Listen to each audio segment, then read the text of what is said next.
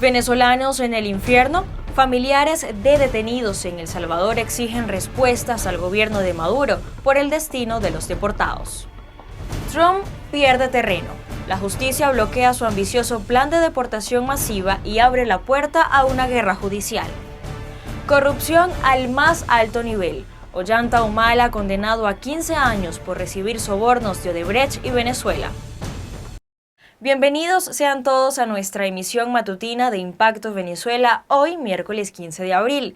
Les saluda Génesis Pérez y antes de ver las noticias más destacadas, los invitamos a suscribirse a nuestro canal de YouTube, activar las notificaciones, compartir y comentar. Comencemos.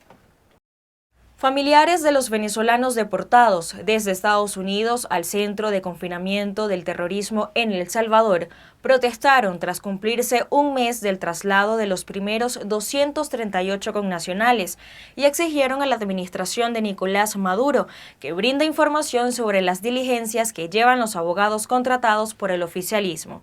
Mientras tanto, el Partido Comunista de Venezuela responsabilizó al oficialismo del éxodo por causa de la crisis que enfrenta el país y rechazó la medida migratoria estadounidense.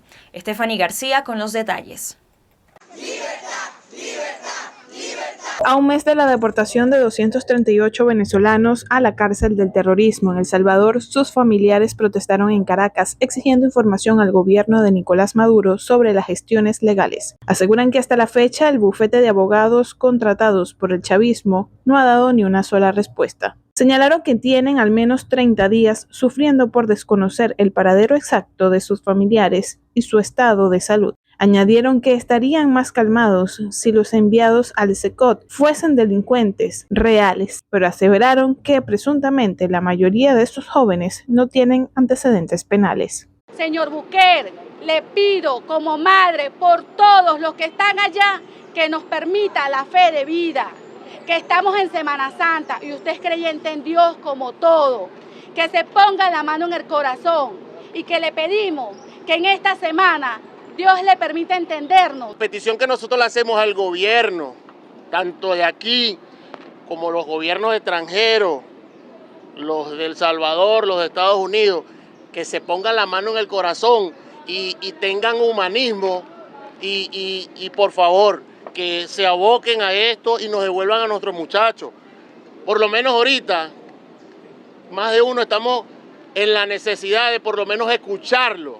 Yo quiero decirles que aquí estamos luchando por ellos, que aquí está su mamá, están sus abuelos, luchando por todos ellos, que ha sido una angustia, que no ha sido fácil, pero estamos aquí. Y lo que queremos es que vuelvan sanos y salvos.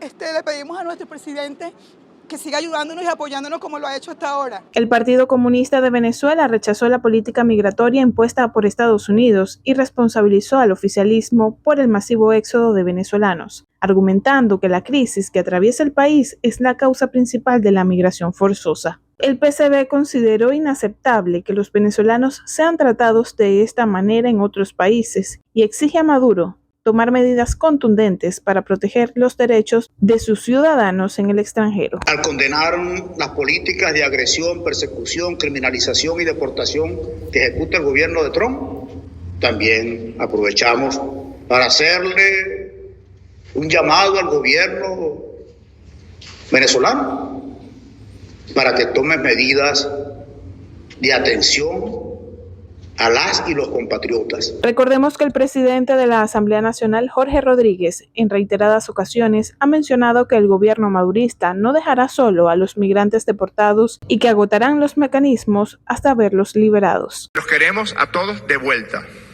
que haremos todo lo que esté en las manos del Estado venezolano, en las manos del gobierno bolivariano, en las manos de nuestra diplomacia, que recurriremos a todos los mecanismos multilaterales, a todas las relaciones bilaterales con todos los países del mundo con los que tenemos relaciones, que recurriremos a las estrategias legales. Por su parte, los abogados contratados por las autoridades venezolanas indicaron que el gobierno salvadoreño les ha negado el acceso con los detenidos. Señalaron que no los han podido visitar, hablar ni conocer las condiciones en que se encuentran sus clientes. Estos presentaron recursos de habeas corpus ante la Corte Suprema de El Salvador, buscando obligar al gobierno a justificar la detención de los venezolanos deportados o liberarlos.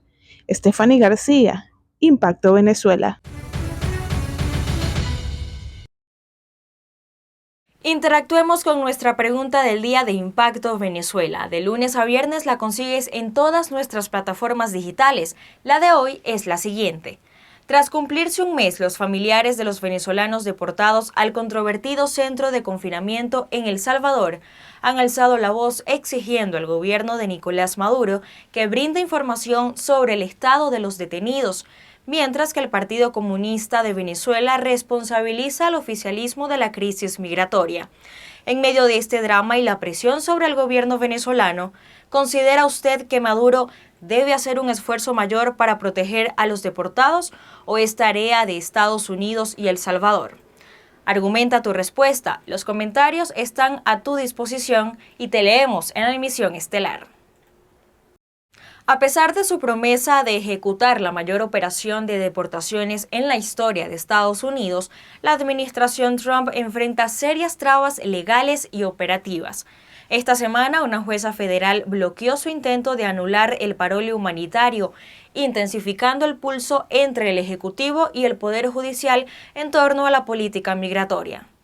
En su ambiciosa cruzada contra la migración irregular, el presidente Donald Trump prometió deportar a 1 millón de personas en su primer año, pero los datos disponibles y los límites estructurales del sistema migratorio estadounidense muestran otra realidad.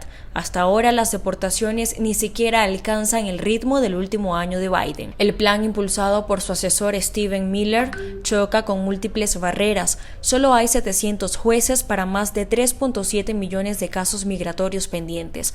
Muchos países no aceptan a sus ciudadanos de regreso y no hay suficiente infraestructura para detener y deportar a tantas personas.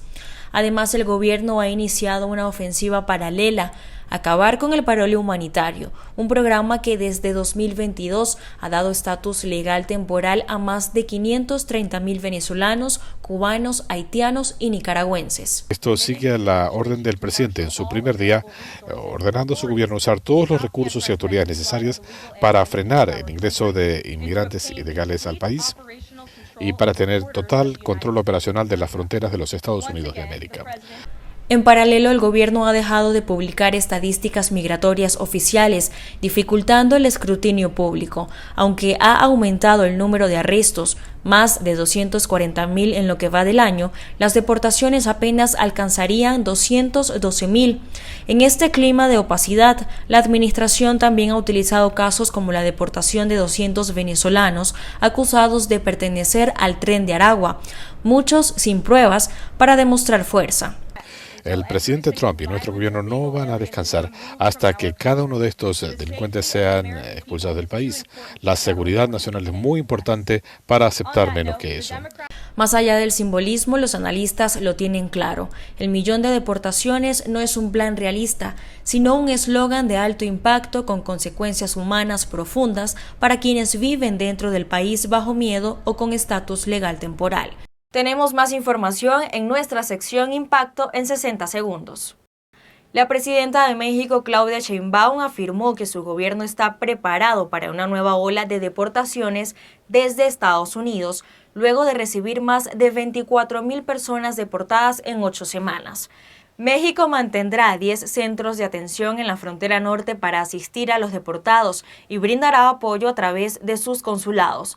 Esta declaración se produce en un contexto donde aproximadamente 2,000 venezolanos esperan vuelos de retorno a su país. Recordemos que el lunes algunos de ellos protestaron en el Instituto Nacional de Migración del país azteca y solicitaron a las autoridades mexicanas y venezolanas vuelos humanitarios de retorno al país caribeño.